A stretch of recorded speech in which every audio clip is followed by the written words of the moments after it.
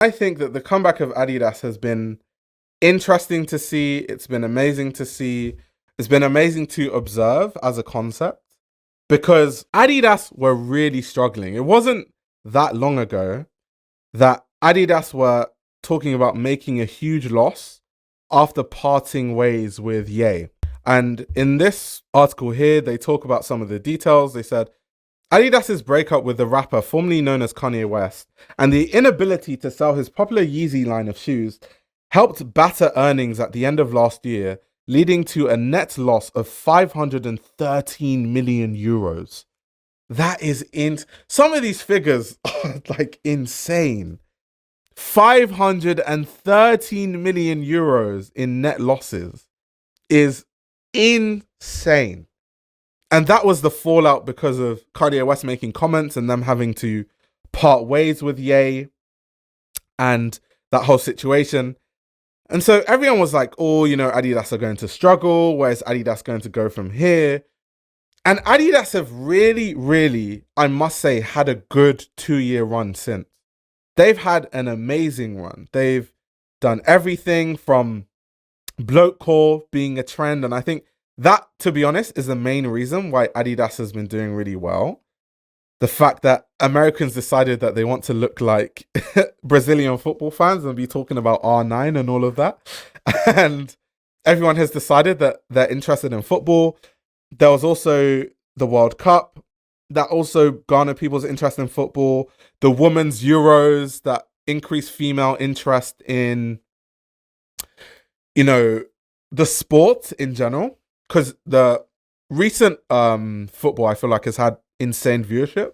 So all these factors have helped to, bring about this idea of blokecore and people wearing football as like a casual thing like we always have in the UK and stuff. And it's funny, why I put this on the screen is you even have on Adidas's website them explaining and having articles about blokecore. This is how embedded, and this came out in March 2024. They literally have articles on their website, and it's not just one. I have multiple up. One in 2023, one in 2024, explaining to people what blokecore is because they are part of the trend. So they know by explaining this to customers, it can help, customers buy into it even more, right? So it's been interesting to see how the Sambas have been adopted in fashion. They've put a lot of money into pushing the Sambas as a thing, and that has led to a lot of success for Adidas. They've doubled down on the Sambas, of course, with their collaborations with Wells Bonner that I have found really interesting. They've had everything from the leopard print ones to the silver ones, these interesting tech like pony kind of style Sambas that are also really nice. So many different colorways. They even had these brown ones that a lot of people like too. So they've just doubled down on the silhouette with the Sambas. But what it makes me think is, what happens to Adidas when this whole blokecore explosion slows down? And what happens to Adidas when, the Sambas kind of, it just fizzles away. Like, people don't really care about Sambas anymore. And people stop wearing Sambas because a lot of people see fashion as trends. And the second something is no longer trendy, they are, like, oh, we don't care. We're going to sell our shoes because those aren't cool anymore, which I find a really weird way of consuming fashion. But, people do that. Also, yeah, Sambas was sporty and rich. This is also a good point. That's a really good point. And this is also true. Nike never found a good answer for the Sambas. Yeah, Nike right now doesn't have a shoe that is embedded in the cultural zeitgeist at the present moment like the Sambas. And it shows because Nike has been re-releasing a lot of their Kobe's and a lot of their very well-respected shoes, but no one really cares. People are just waiting for innovation, which is strange because when it comes to Adidas, no one cares about innovation. Everyone's just like, give us Sambas. So it's funny how we hold different brands to different standards, but yeah, they have no answer for it. They had a collab with Balenciaga. Obviously, there was the controversial situation that happened.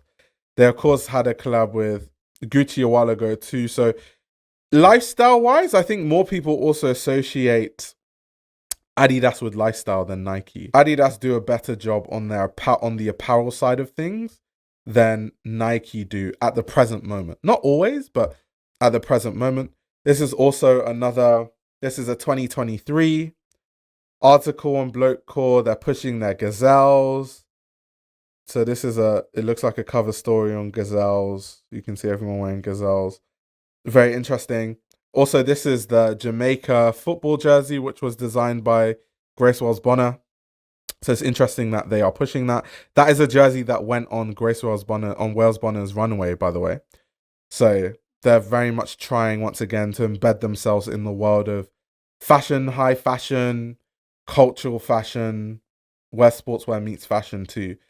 And I also think a big reason why Adidas has seen so much success is the AE1.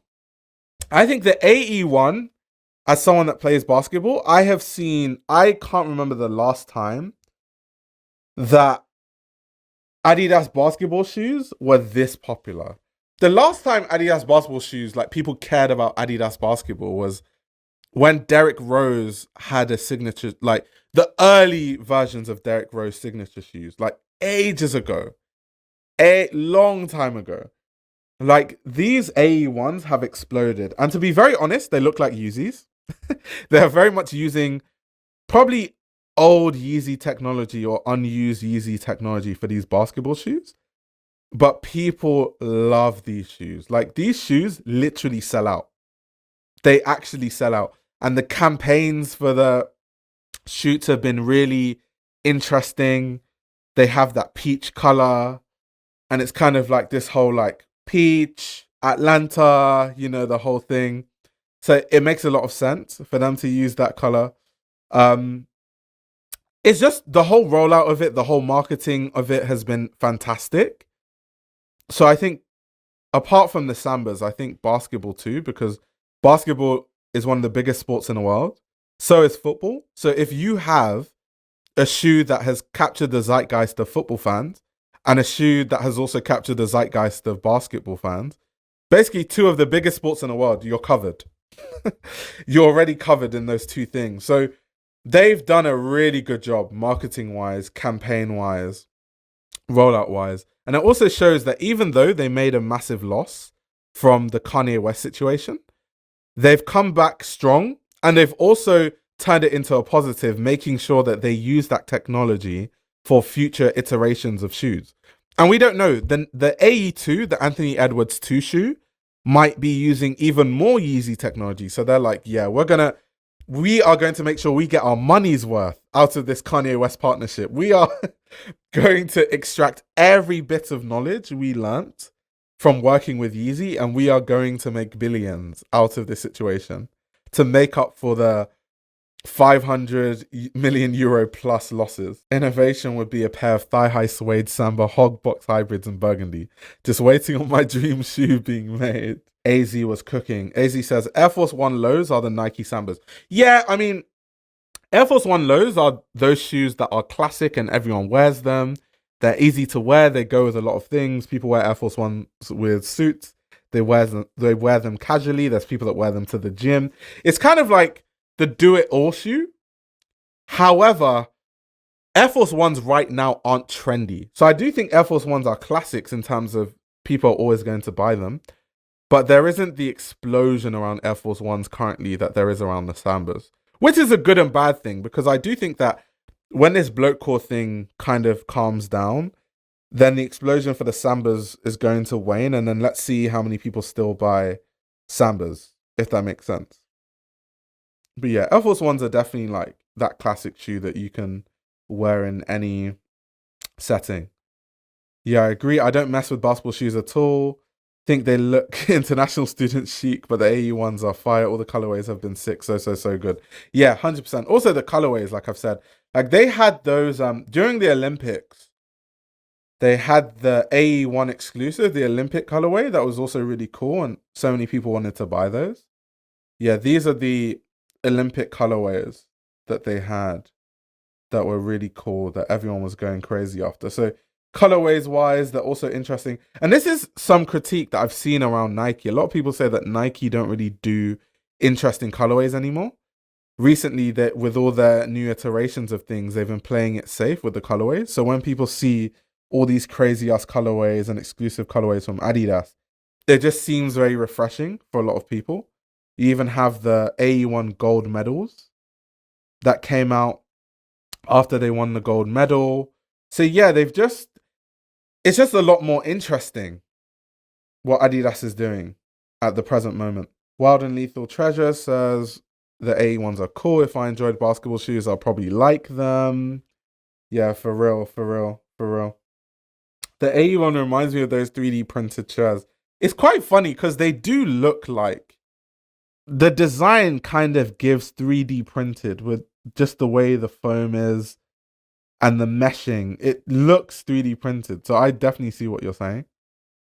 But it's so interesting that, you know, the Yeezy technology, because I remember some of the Yeezy technology, they were saying that they are basketball shoes, but people didn't associate them. And that shows you it's all about marketing.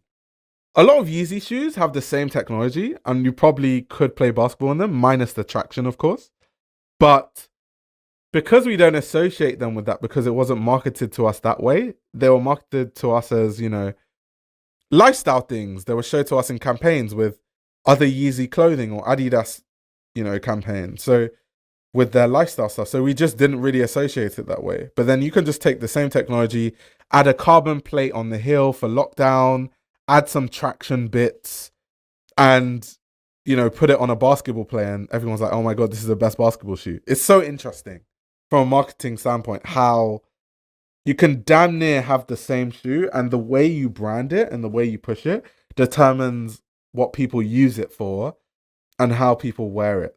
It's so interesting. This is true also. I remember Ye went to play basketball in 750s when he released the black ones, or even Nick Young wearing them. This is very true. Man, if only Ye could chill a bit. Imagine the shoe you could have made for Anthony, man, and the activations around it would be sick. Yeah. Well, we know Kanye West is... Kanye West, is inevitable that Kanye West is going to say something crazy. Like, Ye is just...